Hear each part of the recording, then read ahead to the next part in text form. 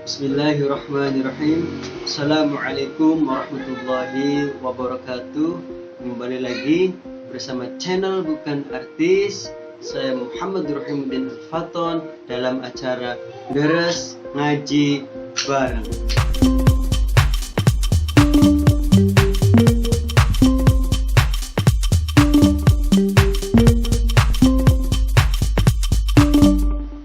Liridhu'illahi ta'ala bisyafaati Rasulillah sallallahu alaihi wasallam wa ala alihi wa ashabihi wa awladihi wa ismihi wa dzurriyyatihi wa ahli baitihi kiram khususan min al-rahmahi wa maghfiratan jami'an wa nahum khususan wa maghfiratan jami'an wa nahum khususan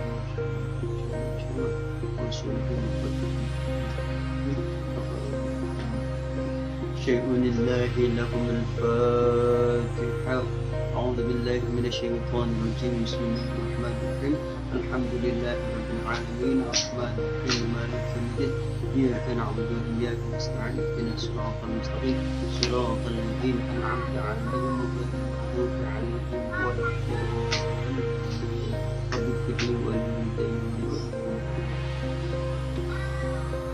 Alhamdulillahirabbil alamin.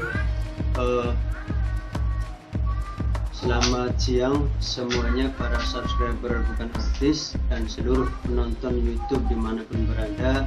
Alhamdulillah pada kesempatan kali ini kita masih diberikan kesempatan sehingga kita bisa terus menjalani aktivitas kita dengan baik. Semoga para keluarga subscriber Bukan Artis khususnya dan umumnya kepada semua penonton YouTube dimanapun berada, semoga kita semua tetap dalam lindungan Allah Subhanahu wa Ta'ala. Amin ya Allah ya Rabbal Alamin. Dan semoga siapapun yang mendengar ini apabila sedang sakit, semoga penyakitnya cepat diangkat oleh Allah Subhanahu wa Ta'ala. Sedang mempunyai hutang, semoga hutangnya cepat dilunaskan. Amin ya Allah ya Rabbal Alamin. Baiklah para subscriber Bukan Artis dan penonton YouTube dimanapun berada, pada kesempatan video kali ini akan membahas tentang pasal maut, yang mana tentang mati. Kenapa mati tidak memberikan kabar? Jadi pada pasal maut ini akan menjelaskan tentang kenapa mati itu tidak memberikan khobar atau tidak memberikan peringatan. Nah, nanti dalam kitab Ahwalul Ihsan akan dijelaskan atau akan disyairkan nanti dalam kitab Ahwalul Ihsan kenapa pasal maut ini nanti akan menjelaskan tentang kenapa mati tidak memberikan khobar. Tapi sebelum kita lanjut, sudi kiranya pada penonton dimanapun berada untuk klik tombol subscribe ya. Syukur-syukur bisa share agar ini bisa bermanfaat untuk semuanya ya. Jadi satu subscribe Anda itu semoga menjadi sedekah nanti di dunia, syukur-syukur nanti bisa di akhirat. Amin ya Allah ya Rabbal Alamin. Oke, baiklah, langsung saja kita mulai fasal mati atau faslul mauti. Orang yang sudah datang ajalnya, mati tak dapat diundurkannya, sedang mati tak memberi khabar sebelumnya, walau sehat sadar. Karena itu wajib bagi kita siap amal soleh, jangan harta. Jika mayit dibawa ke makam, diikuti oleh tiga macam ahli dan harta serta amalnya, yang dua kembali tinggal amalnya, di waktu dekat akan menjemput malakul maut, akan mencabut. Alhamdulillahirabbil alamin. Jadi sudah jelas di fasal maut ini kok kenapa mati tidak memberikan kabar.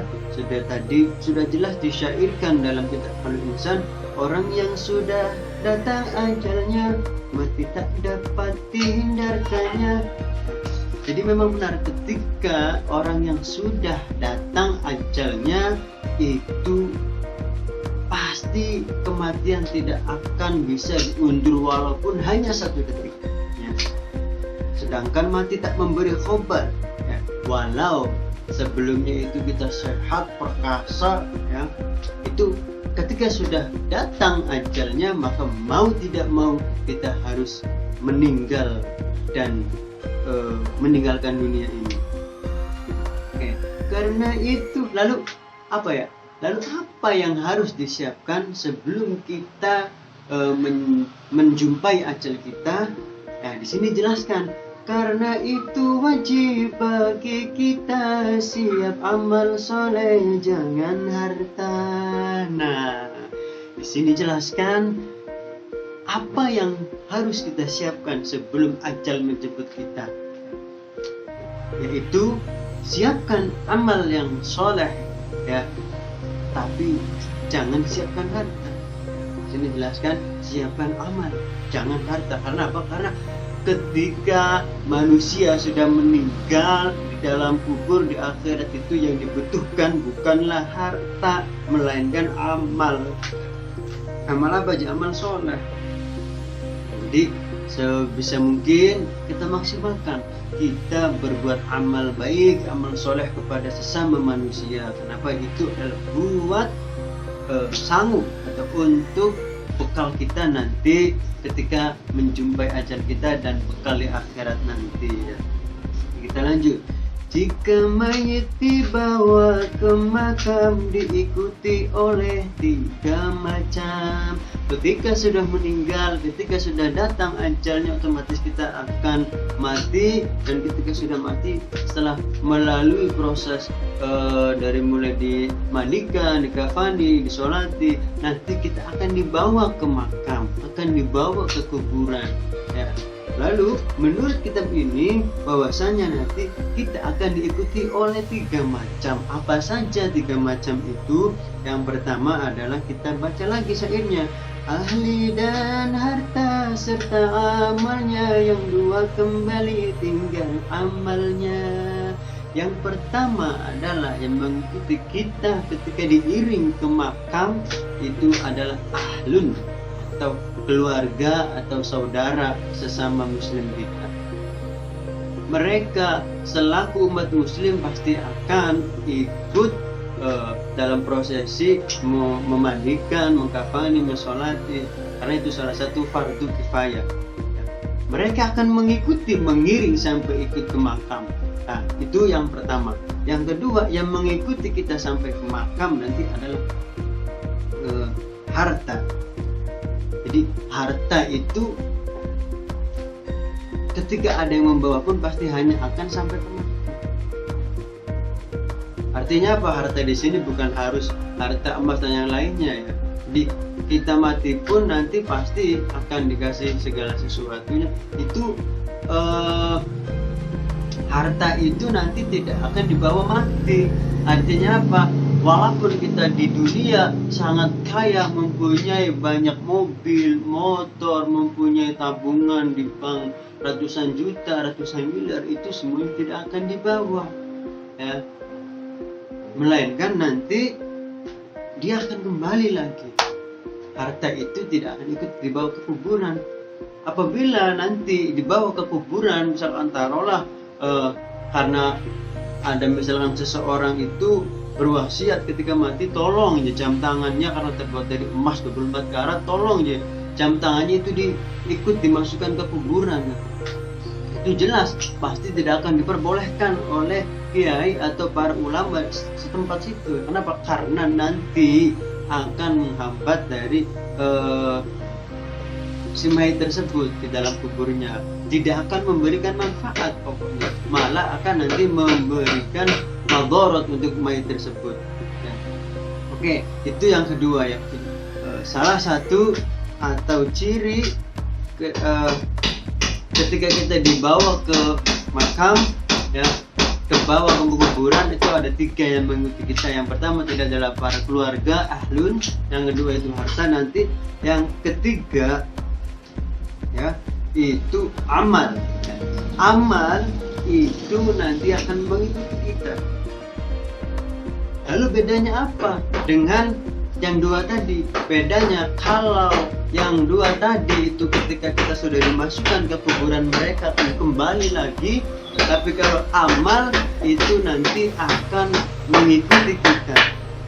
Nah, seperti diterangkan di sini, ahli dan harta serta amalnya, yang 2 kembali tinggal amalnya. Jadi hanya amal nanti yang akan setia menemani kita.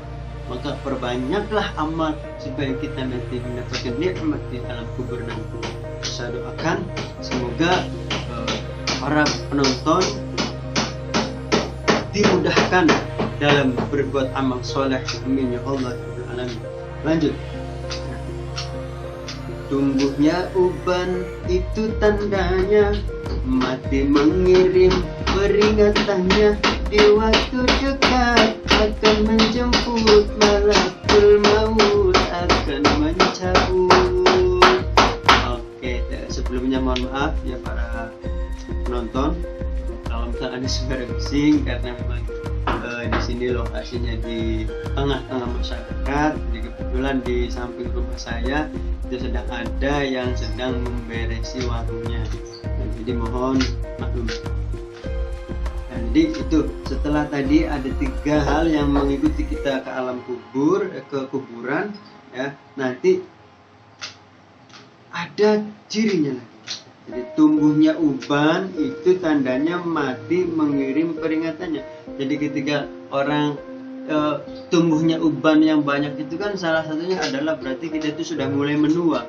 Ketika kita sudah mulai menua, otomatis kita akan mempunyai banyak uban. Uban itu adalah rambut yang mulai memutih.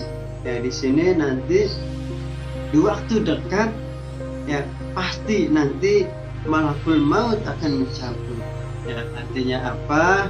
Ayo mari kita bareng-bareng saling mengingatkan untuk banyak-banyaklah berbuat amal soleh kepada siapapun, karena hanya dengan amal solehlah kita bisa terhindar dari siksaan kubur ya. Semoga kita semua terhindar dari siksa kubur nanti. Amin ya Allah ya Rabbal Alamin. Jangan sampai ya, naudzubillah summa naudzubillah min dzalik. Oke. Sakit-sakitan itu alamat wa ma ba'dahu wallahu a'lam bishawab. Terima kasih. Mungkin itu saja yang bisa disampaikan, walaupun sedikit, mudah-mudahan bisa bermanfaat untuk kita semua, baik itu di dunia ataupun di akhirat. Amin ya Allah ya Rabbal Alamin. Saya Muhammad Ruhimuddin Al-Faton pamit undur diri dalam acara Deres Ngaji Bareng. Assalamualaikum warahmatullahi wabarakatuh.